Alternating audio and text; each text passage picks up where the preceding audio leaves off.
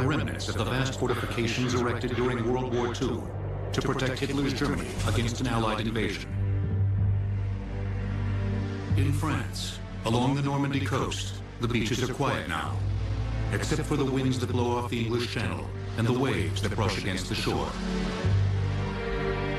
Guns and tanks that remain are rusted, or on display in museums that safeguard the memory of what happened here on June 6, 1944.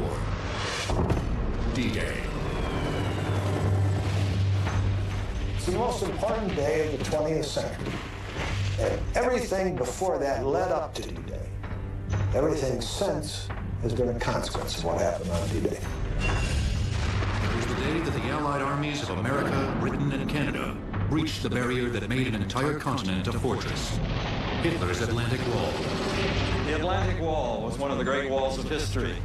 There are many great walls: the Great Wall of China, the Roman Wall, which walled off the barbarians from the Roman Empire, and then the long, long wall that Hitler built from Norway, the entire Atlantic coast, to try to block Europe off from the Americans and the British.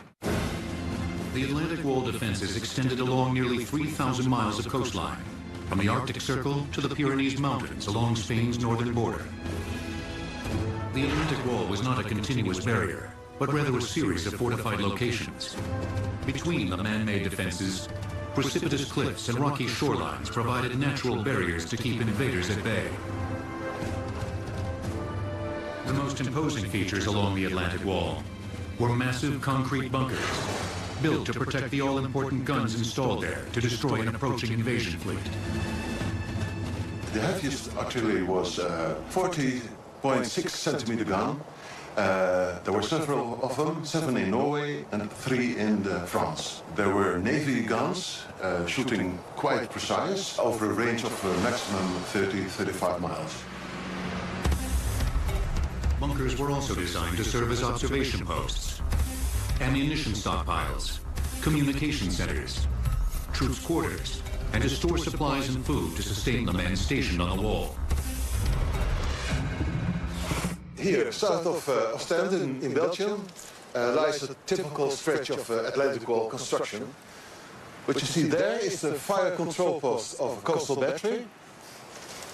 What you see here is an emplacement with an anti-aircraft gun, and very special, because it's still there, a system of covered trenches. These are normal trenches, but covered, protecting soldiers running forth in these corridors, and also protecting the site from the air. To help obscure the bunkers and guns from Allied aerial reconnaissance, the Germans blanketed them with camouflage netting. From the air, Allied observers could see the array of obstacles designed to block an invasion on the beaches. But hidden beneath the water's surface often lurked a menacing gauntlet of death and destruction. During the war, the challenge for the Germans was to block every possible attempt of invasion by the Allies. And for that purpose, they didn't only build thousands of bunkers, but they covered literally the beach with hundreds of thousands of beach obstacles. Not only obstacles, but also thousands of kilometers barbed wire has been used on the Atlantic Wall, between the bunkers, on the fields, and do not forget the mines. About more than 6 million mines have been placed all over the coast. The Atlantic Wall was a fortification of such magnitude that only the most ambitious and audacious attack in the history of warfare could possibly defeat it. During the first few years of World War II, German defeat seemed almost impossible. Adolf Hitler's war machine appeared unstoppable. In the 1930s, the Führer had seemed an answered prayer to a Germany left battered and bankrupt after World War I. Hitler promised a way out of despair through conquest. In 1939, he unleashed his army against the nations of Europe. In March, Czechoslovakia fell. In September, Hitler's forces poured into Poland.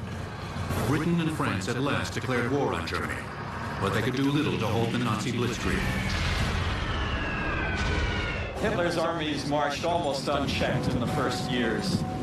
Starting with Poland, cleared his eastern frontier, then Scandinavia, Denmark, and Norway. From there on into the Low Countries and France, Most of Western Europe fell under his sway.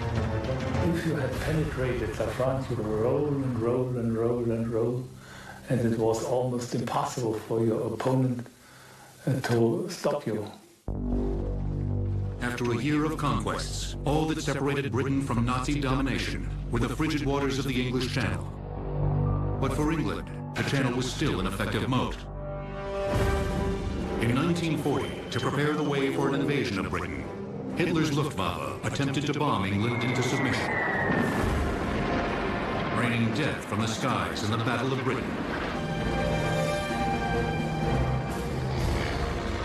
Germany's elite air force outnumbered Britain's more than 3 to 1, but 700 British fighter planes fiercely maintained air supremacy over England, and after 4 months, Hitler gave up his plans of invasion. Then he had the choice, attack the English supply system with everything that he had, or should he turn upon his other potential enemy, Russia? He chose Russia. In June 1941, German forces flooded east toward the Russian border to begin the assault. But Hitler now had thousands of miles of Western European coastline to protect. How could he defend so much territory with most of his troops fighting on the Eastern Front? Expecting to defeat Russia quickly, Hitler planned to defend Europe with massive artillery. The Germans positioned huge guns around the major ports of Belgium, Holland, and France. But in the east, the Russians fought valiantly. The Germans were stuck in Russia, bracing for the approaching Russian winter. As Hitler ordered more troops to subdue the Soviets, he needed a new plan to protect the Western Front. His solution was a wall that would defend every mile of coastline from Denmark to Spain. As the war progressed, Hitler's concept of the wall would grow from a modest defense to an impregnable fortress. What could the Germans do more than defend it with blockhouses, batteries, everything? There were no troops enough, there were no armored divisions enough, they could make concrete shelters, they had laborers, they had materials to construct those things. The Germans had no other choice than defend Europe with an Atlantic Wall. Hitler gave the order. The challenge was how to execute it, with limited resources, in occupied territory, in the middle of a war. The Germans had been in World War I, and they knew how to dig ditches, and they knew how to put trenches in place, and they knew the kind of fire they needed to hold a position, and they put all of that to use. The first goal was to fortify ports that could be used by the Allies to land troops, divisions, armies. So from the northern part of Holland to the southern part of France, the major ports and U-boat bases were fortified. The Germans concentrated their early construction efforts on the French coast, off a strait called the Pas de Calais, where the English Channel was narrowest. From a practical standpoint, this was the most likely route for the Allied invasion force. From Calais, the Allies could march straight to Germany, only a few hundred miles away. On December 7, 1941, as the Japanese launched its devastating attack on Pearl Harbor, the face of the war changed abruptly. An enraged America declared war on Japan. 3 days later, Hitler declared war on the United States. And we don't know why. Nothing made him do it, but he did it. And when he did it, he was making a bet that the Hitler youth are going to always outfight those soft, effeminate Americans who have been brought up in the Boy Scouts. Although many Americans were anxious to strike back at Japan, the United States and its new Allied partners agreed to make Germany's defeat the first priority. The basic strategy was laid out within a month or so after Pearl Harbor. And that was Europe first, cross the Channel, go to the heart of Germany. That was our basic strategy from the very beginning. In August 1942, the Allies launched a raid on the French coast at the port of Dieppe, in part to appease the Russians, who were insisting that their Western allies waste no time opening a second European front. The Dieppe raid, executed by 6,100 Canadian, British, and American troops, was designed as a one-day attack to inflict enough damage on the coastal defenses to draw at least some Germans away from the Eastern Front. It turned into an object lesson, revealing their unreadiness to launch a major invasion. The jet raid was a trial for the Allied forces and something of a surprise for the Germans. They expected a raid, a landing, but not of that size and not one that was ill-prepared like that. The attack on the heavily fortified port city resulted in more than 4,000 Allied casualties, and almost 1,500 Canadians were taken prisoner. Tanks had bogged down on the shore, unable to gain traction on a beach not of hard-packed sand, but loose stones. The Allies realized that launching a full-scale invasion against a heavily fortified port could spell disaster. The only alternative was to design and build new tools that would enable them to successfully storm Europe's open beaches. The Germans could be sure of two things in late 1942. First, the Allies would launch their invasion from England, and second, it would take months or even years for them to make the preparations necessary to avoid another Dieppe. This would provide Hitler ample time to build his unbreachable Atlantic Wall. To fortify the Atlantic Wall, the Germans used more than 1 million metric tons of steel, enough to construct 60 skyscrapers, each the size of the Chrysler Building. The Atlantic Wall will return on Modern Marvels. In 1943, the Atlantic Wall became an important first line of warning and defense for the Germans against the ever-increasing Allied bombing raids flying closer and closer to Berlin. While the big guns, aimed at the sea, waited silently for a naval invasion, the anti-aircraft guns under the flight paths of the bombers roared during repeated action. In 1943, when the Allies bombed Germany on a very large scale, a huge amount of Allied bombers came over every evening, and when they came back from Germany, they were not allowed to land in England with bombs on board. So they dropped their bombs, sometimes in sea and sometimes on the battery itself. The resulting damage to the exposed artillery compelled the Germans to launch a new phase of construction on the wall. Workers built huge concrete bunkers with walls 3.5 meters thick, so thick they could absorb direct bomb hits with virtually no damage. The Atlantic Wall became the largest construction project of the entire war.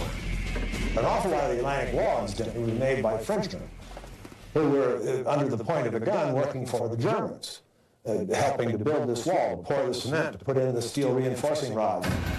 A private German firm, Organization Tot, supervised much of the wall's construction. Yeah, the Total organization was a semi-governmental organization, a contractor. Started with the Autobahn project, then was called in for the West Wall in Germany, and after that, the Atlantic Wall. By mid-1942, construction crews were pouring more than 200,000 cubic meters of concrete every month. The most heavily fortified portion of the entire Atlantic Wall was a pet project of Hitler's. Ironically, it had little strategic significance. Germans captured 4 British Channel Islands, namely Jersey, Guernsey, Alderney and Sark. It was the only part of Great Britain that they occupied. So the occupation of the Channel Islands was a big favor for him. He did 2 things. First of all, he fortified them very heavily with bunkers all over the places, with batteries, with huge guns, with anti-aircraft guns. It could be a base.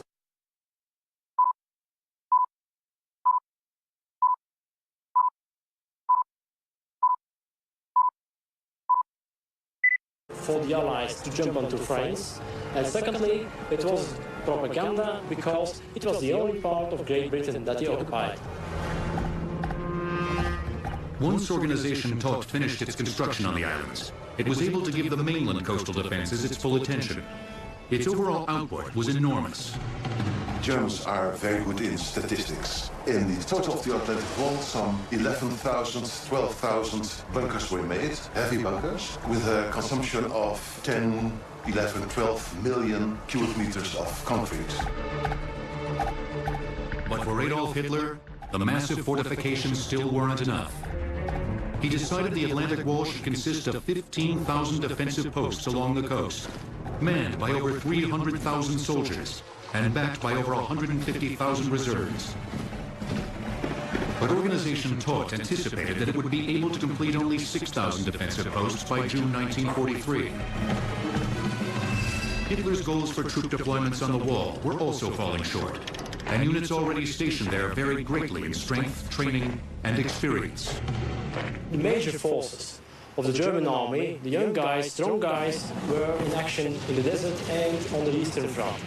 Now, to populate the Atlantic Wall, they used the older guys and very young guys, and also foreign volunteers like Russians, Italians, and all that kind of people. Germany's best weaponry was reserved for the Eastern Front.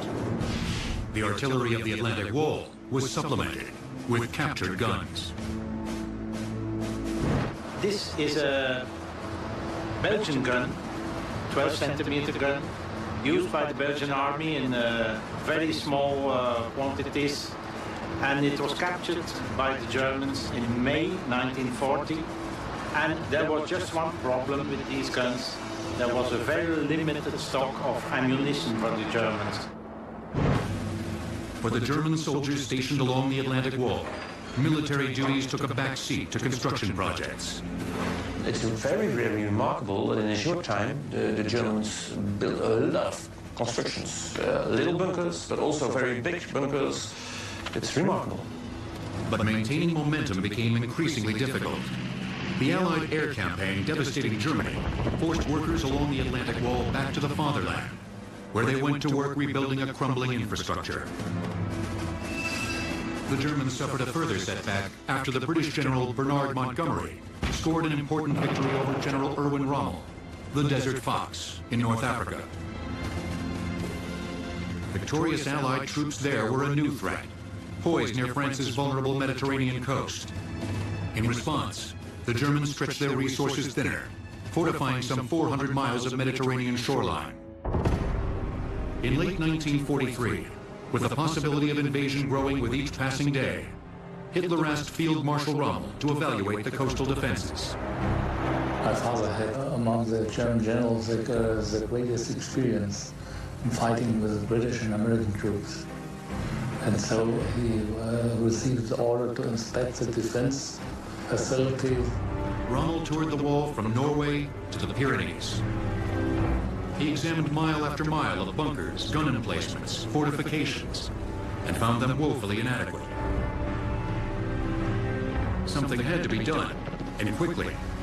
There was too much coastline to protect, and too little time. The race was on to bolster the Atlantic Wall before the Allies appeared on the horizon. Dutch architect Jaap Penrod smuggled 400 Jewish men to safety by convincing the Nazis they were slave laborers for the Atlantic Wall. The Atlantic Wall will return on Modern Marvels. In early 1944, the Germans began to bolster the porous Atlantic Wall defenses. German Field Marshal Erwin Rommel's plans went beyond more bunkers and guns.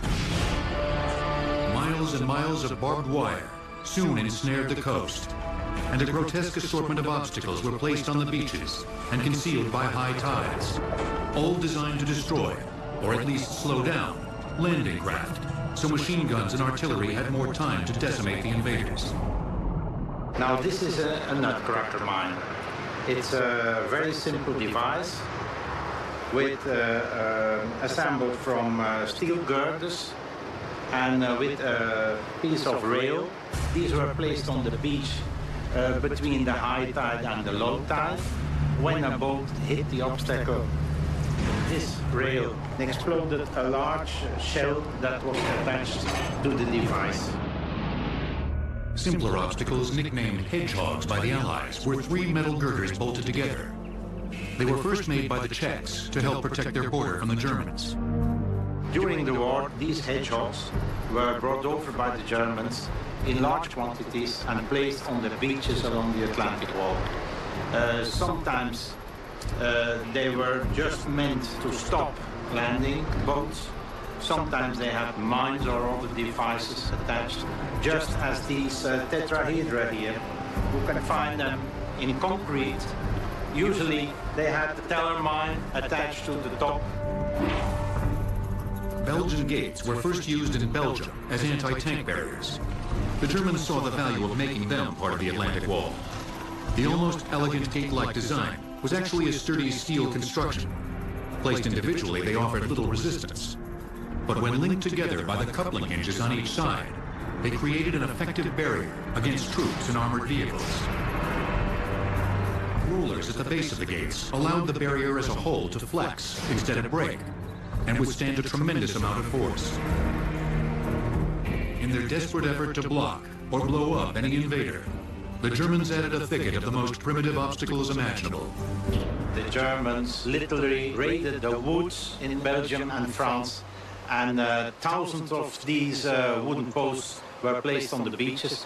On top of it, usually they placed a teller mine or a shell, and some of these devices could even rip off the hull of the boat. At the end of 1943, about the same time Rommel was assigned to the Atlantic Wall, the Allies were deciding who should lead the unprecedented effort to breach it. The logical choice was General George Marshall, head of the Joint Chiefs of Staff. But the job of Supreme Allied Commander went instead to General Dwight Eisenhower. He was given a very simple set of marching orders. You will enter the continent of Europe and in conjunction with other Allied powers, straight to the heart of Germany. Plans for the invasion of Europe, codenamed Overlord, were well underway before Eisenhower's appointment. A 3-division assault had been proposed that called for an invasion of the beaches between the ports of Le Havre and Cherbourg. Eisenhower, consulting with British General Montgomery, the commander of the British and Canadian ground forces, quickly concluded that the plan was inadequate. Eisenhower and Montgomery had developed a pretty good standing operating procedure, and one of the principles is fly to fly with a sledgehammer. So they took a look at this narrow front. They said it's not enough, both of them. But they were absolutely unanimous that there had to be 5 divisions rather than 3. An equally crucial decision for the Allies was selecting their invasion site. The Allies started with reconnaissances of the whole French and Belgian coast, aircraft reconnaissances, and they sent also out small submarines with divers. They came ashore to take little pieces of the sand to investigate in laboratories to see if the sand was strong enough to keep tanks and other equipment. And finally they've chosen for Normandy because there are, in some part of it, very large sandy beaches. Normandy, however, had major disadvantages. The Allied Armada would have to sail across 120 miles of the English Channel, a distance more than 5 times farther than a route to Calais. And landing at Normandy would also place the Allies farther from their ultimate target, Germany. Still, Normandy offered one distinct advantage. The Germans had not fortified it as heavily as they had other parts of the wall. The Germans assumed that the Allies would need a port very quickly after an invasion in order to support an invasion deep into the empire of Hitler. The Allies realized that Normandy was not a good place for that, as did Hitler, but they had ideas to compensate for that. They could bring their ports with them. All over the British Isles, engineers were secretly building huge concrete caissons, floating piers, and sections of pontoon roadway. These were the building blocks of portable modular harbors, codenamed mulberries. When the invasion began, the pieces would be towed to Normandy and assembled into 2 functional harbors. I think each one of those artificial harbors can handle up to 10,000 tons a day over the beaches. Workers in America's war factories were busy designing and building a variety of specialized shallow-bottom landing craft to enable the quick unloading of men and equipment right up on the beaches. The largest were 300-foot-long landing ship tanks, or LSTs. Landing ship infantry, or LSI, could hold as many as 150 soldiers. The smallest craft, which would transport the first wave of troops, were called Higgins boats, named after their inventor in Louisiana.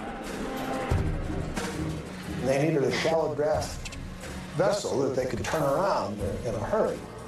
Every American who went ashore in North Africa, every American who went ashore in Italy, and every American who went ashore in the Pacific theater did so in a boat built in New Orleans by Andrew Higgins and Higgins Industry.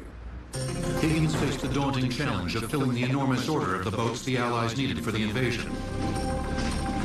We moved from a factory that had 80 people working in it to 30,000 employees, of whom about half were women. And he worked 7 days a week, 24 hours a day, to turn out those landing craft. And by God, he did it. As American factories produced more and more equipment for the Allied war effort, German factories and rail stations continued to crumble beneath the onslaught of Allied bombers, crippling their war output. The Allied air campaign had also forced the Luftwaffe back into Germany to defend the fatherland cities against attack. This meant that the Allies would have almost total air superiority over France. Rommel now believed that Germany could never win this war, but he saw a strong Atlantic wall as a way to force a negotiated peace with the Allies. The landmine was Rommel's favorite weapon. After using them effectively during the North African campaign, he ordered more than 50 million mines to be installed along the Atlantic wall. On shore, there were many kinds of mines, and some of them were designed with glass cases so that they were not picked up by metal detectors. This sort of problem with mines, non-magnetic mines, carries right on to the curse of mines throughout the world today. They had laid mines and they had put out barbed wire, and they had their mortars zeroed in. Now, the Germans who were there were put to work laying out these obstacles into the water between the low and the high tide and preparing for the invasion, and they were all praying, God, it doesn't come here. Under Rommel's supervision, much of the wall was significantly strengthened. In 6 months, over 5 million mines were installed, far short of his target, but triple the number planted during the years prior to his arrival. At the end of 1943, Rommel had considered the Atlantic Wall porous and vulnerable. By the spring of 1944, he was more confident his heavily refortified barrier would hold, but its weak spots still troubled him. In April 1944, Allied planes began destroying communication and transportation lines near the coast. A sure sign, an invasion was imminent. The Germans were not surprised that bombs were falling around Calais, as they still expected an invasion there. But ominously, the Allies were also dropping bombs on the coast of Normandy. The New Orleans D-Day Museum is just blocks away from the earliest Higgins boat factory. Founded by historian Stephen Ambrose, the museum houses the world's largest D-Day oral history collection. The Atlantic Wall will return on Modern Marvels.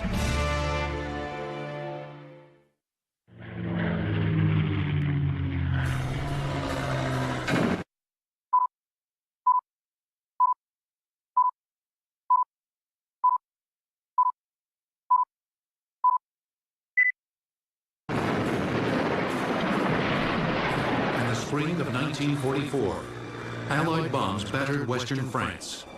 The devastating attacks deeply troubled German Field Marshal Erwin Rommel, who was spearheading the construction and defense of the Atlantic Wall. My father believed that German strategy should change fundamentally because he experienced the efficiency of the Allied Air Force in Africa. Rommel's deep concerns about Allied air power put him in direct conflict with German General Gerd von Rundstedt. There's a strange situation. Rommel was inspector of the fortifications. Von Rundstedt was his boss. Rommel wanted to fix the front. Von Rundstedt was a military of the old school who believed in mobile warfare with maneuvering armies. Rommel knew that despite the speed and mobility of Germany's panzer divisions, Allied air power could easily destroy them. So he decided to take his case to Hitler. So my father said we cannot afford to fight a mobile battle against the British and Americans. We should try to win the battle in the first days at the shore, at the coast. But Hitler never resolved the conflict. Instead, as he had done before, he used disagreements between his generals to solidify his own power. He put himself in charge of the defense plans. When the invasion came, Hitler would dictate strategy. Now, Rommel was not a Nazi. Neither was Rundstedt. Rommel, in fact, was trying to convince Hitler, quit. Make a surrender now, while Germany's still got something to trade. But Hitler was determined to continue the war. For him, the war was and always would be all or nothing. Although the Germans were now aware of the Allied buildup in England, they still didn't know where the invasion force would land. To keep them guessing, the Allies launched an intricate deception operation called Fortitude. The plan was designed to trick the Germans into believing that the invasion would target the Atlantic Wall at Calais. The way they did that, they created an artificial army group called First Army Group. General Patton was there in the United Kingdom, and he'd been making speeches, getting himself in trouble, so everybody knew Patton was there. They put out these rubber fake weapons and fake tanks. It's just enough so they can be seen from the air. Another key element of the operation was spreading misinformation through German spies in England, who had been exposed and coerced into becoming double agents. The British said, you guys, it's either going to be a bullet right into your brain or you're going to work for us. And these guys said, we'll work for you. The double agents helped convince the Germans of what they already suspected. The Allies, led by Patton, would attack at Calais. So how successful was Fortitude? It couldn't have been more successful. The Allies could not have asked for more. All the while, the Germans weren't helping their own cause, as they'd begun to believe their own propaganda films that celebrated the impenetrability of the Atlantic Wall. Great photographs taken of the huge guns. Of course, there weren't very many of them, but they photographed the same guns many times.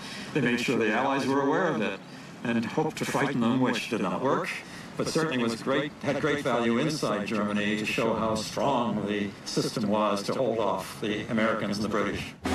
Meanwhile, General Eisenhower and the Allies were making final preparations for D-Day.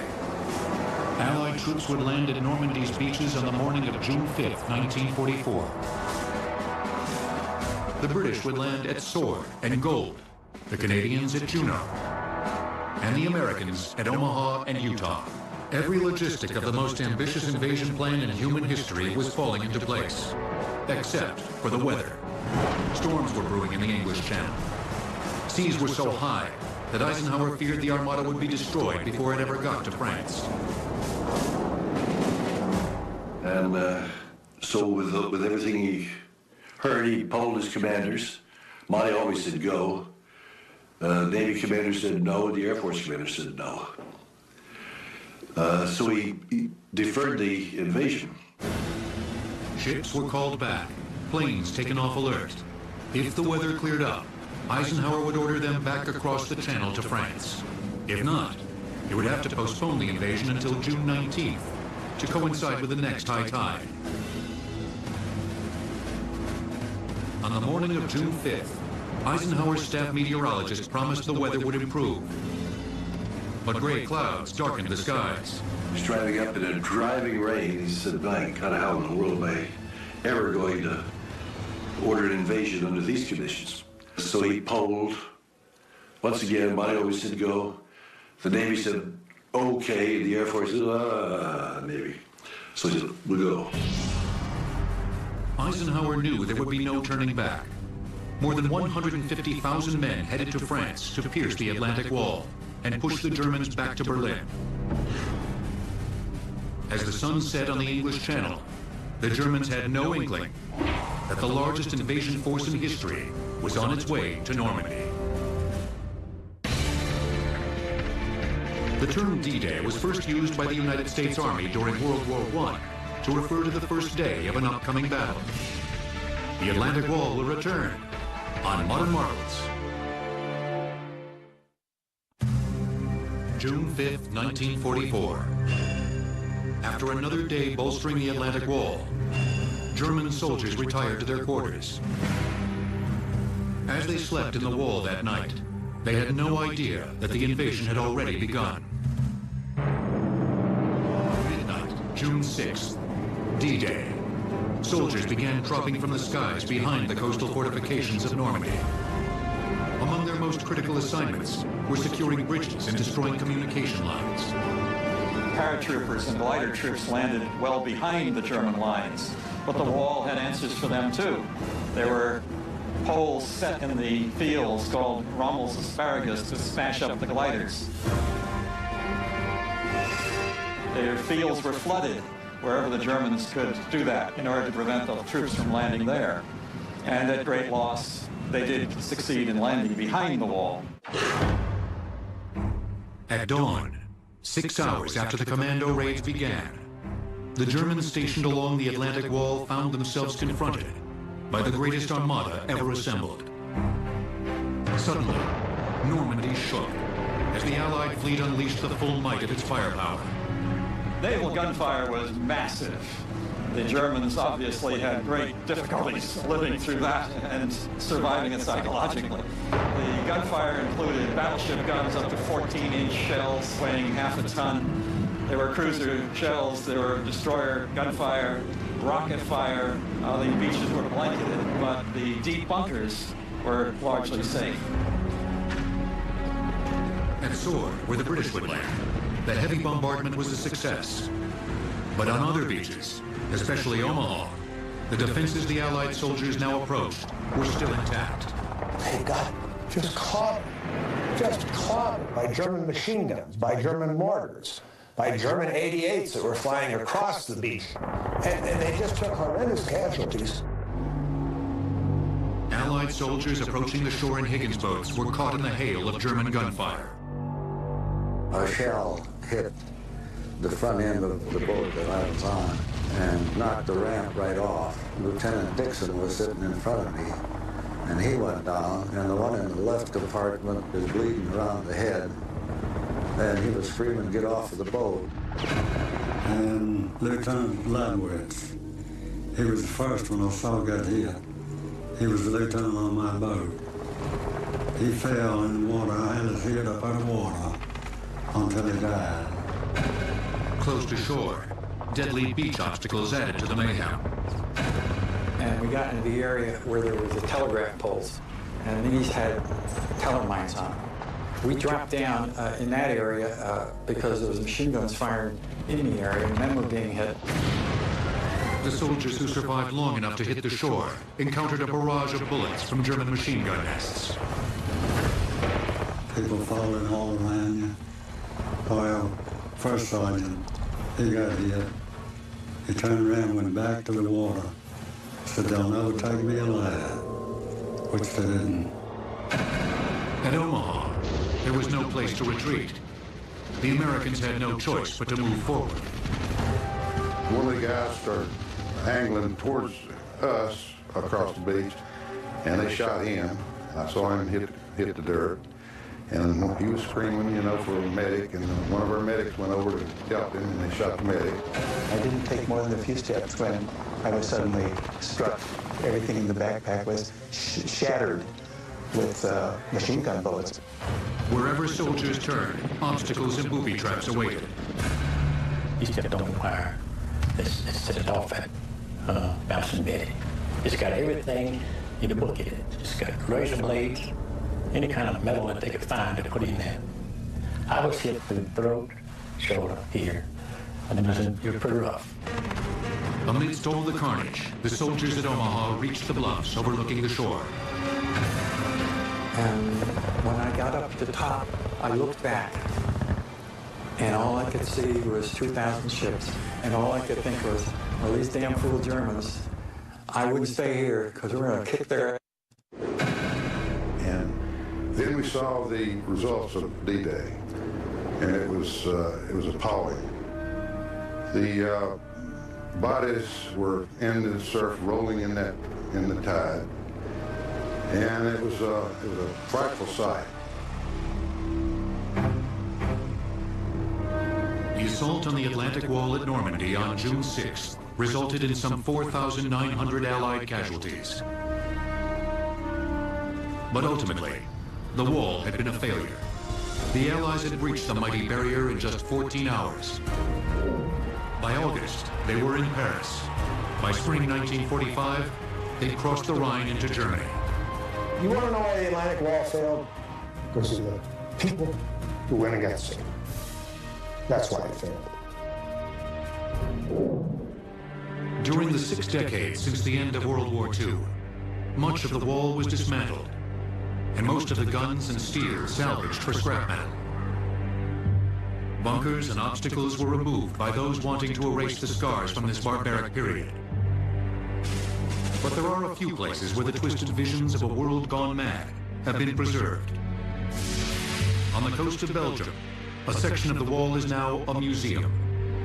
It's a piece of history for us, even if it's a dark page of history, because many people suffered during the war, and for that purpose we want to keep it and preserve it and show it to everybody, especially to the young people who do not always realize that liberty has a certain cost. Nowhere is that precious cost more apparent than on this hallowed ground above the beaches of Normandy. As it turned out, to Western Europe lie remnants of the vast fortifications erected during World War II to protect Hitler's Germany against an Allied invasion. In France, along the Normandy coast, the beaches are quiet now, except for the winds that blow off the English Channel and the waves that brush against the shore. Guns and tanks that remain are rusted, or on display in museums that safeguard the memory of what happened here on June 6, 1944. D-Day. It's the most important day of the 20th century. And everything before that led up to D-Day. Everything since has been a consequence of what happened on D-Day. It was the day that the Allied armies of America, Britain, and Canada breached the barrier that made an entire continent a fortress, Hitler's Atlantic Wall. The Atlantic Wall was one of the great walls of history. There are many great walls: the Great Wall of China, the Roman Wall, which walled off the barbarians from the Roman Empire, and then the long, long wall that Hitler built from Norway, the entire Atlantic coast, to try to block Europe off from the Americans and the British. The Atlantic Wall defenses extended along nearly 3,000 miles of coastline, from the Arctic Circle to the Pyrenees Mountains along Spain's northern border. The Atlantic Wall was not a continuous barrier, but rather a series of fortified locations. Between the man-made defenses, precipitous cliffs and rocky shorelines provided natural barriers to keep invaders at bay. The most imposing features along the Atlantic Wall were massive concrete bunkers, built to protect the all-important guns installed there to destroy an approaching invasion fleet. The heaviest artillery was 40.6 centimeter gun. There were several of them, 7 in Norway and 3 in France. There were Navy guns shooting quite precise over a range of maximum 30-35 miles. Bunkers were also designed to serve as observation posts, ammunition stockpiles, communication centers, troops' quarters, and to store supplies and food to sustain the men stationed on the wall. Here, south of Ostend in Belgium, lies a typical stretch of Atlantic Wall construction. What you see there is the fire control post of a coastal battery. What you see here is an emplacement with an anti-aircraft gun, and very special, because it's still there, a system of covered trenches. These are normal trenches, but covered, protecting soldiers running forth in these corridors, and also protecting the site from the air. To help obscure the bunkers and guns from Allied aerial reconnaissance, the Germans blanketed them with camouflage netting. From the air, Allied observers could see the array of obstacles designed to block an invasion on the beaches. But hidden beneath the water's surface often lurked a menacing gauntlet of death and destruction. During the war, the challenge for the Germans was to block every possible attempt of invasion by the Allies. And for that purpose, they didn't only build thousands of bunkers, but they covered literally the beach with hundreds of thousands of beach obstacles. Not only obstacles, but also thousands of kilometers barbed wire has been used on the Atlantic Wall, between the bunkers, on the fields, and do not forget the mines. About more than 6 million mines have been placed all over the coast. The Atlantic Wall was a fortification of such magnitude that only the most ambitious and audacious attack in the history of warfare could possibly defeat it. During the first few years of World War II, German defeat seemed almost impossible. Adolf Hitler's war machine appeared unstoppable. In the 1930s, the Fuhrer had seemed an answered prayer to a Germany left battered and bankrupt after World War I. Hitler promised a way out of despair through conquest. In 1939, he unleashed his army against the nations of Europe. In March, Czechoslovakia fell. In September, Hitler's forces poured into Poland. Britain and France at last declared war on Germany, but they could do little to halt the Nazi blitzkrieg. Hitler's armies marched almost unchecked in the first years. Starting with Poland, cleared his eastern frontier, then Scandinavia, Denmark, and Norway. From there, on into the Low Countries and France. Most of Western Europe fell under his sway. If you had penetrated that France would roll and roll and roll and roll, and it was almost impossible for your opponent to stop you. After a year of conquests, all that separated Britain from Nazi domination were the frigid waters of the English Channel. But for England, the Channel was still an effective moat. In 1940, to prepare the way for an invasion of Britain, Hitler's Luftwaffe attempted to bomb England into submission, raining death from the skies in the Battle of Britain. Germany's elite air force outnumbered Britain's more than 3-1, but 700 British fighter planes fiercely maintained air supremacy over England, and after 4 months, Hitler gave up his plans of invasion. Then he had the choice, attack the English supply system with everything that he had, or should he turn upon his other potential enemy, Russia? He chose Russia. In June 1941, German forces flooded east toward the Russian border to begin the assault. But Hitler now had thousands of miles of Western European coastline to protect. How could he defend so much territory with most of his troops fighting on the Eastern Front? Expecting to defeat Russia quickly, Hitler planned to defend Europe with massive artillery. The Germans positioned huge guns around the major ports of Belgium, Holland, and France. But in the east, the Russians fought valiantly. The Germans were stuck in Russia, bracing for the approaching Russian winter. As Hitler ordered more troops to subdue the Soviets, he needed a new plan to protect the Western Front. His solution was a wall that would defend every mile of coastline from Denmark to Spain. As the war progressed, Hitler's concept of the wall would grow from a modest defense to an impregnable fortress. What could Germans do more than defend it with blockhouses, batteries, everything? There were no troops enough, there were no armored divisions enough. They could make concrete shelters, they had laborers, they had materials to construct those things. The Germans had no other choice than defend Europe with an Atlantic Wall. Hitler gave the order. The challenge was how to execute it, with limited resources, in occupied territory, in the middle of a war. The Germans had been in World War I, and they knew how to dig ditches, and they knew how to put trenches in place, and they knew the kind of fire they needed to hold a position, and they put all that to use. The first goal was to fortify ports that could be used by the Allies to land troops, divisions, armies. So from the northern part of Holland to the southern part of France, the major ports and U-boat bases were fortified.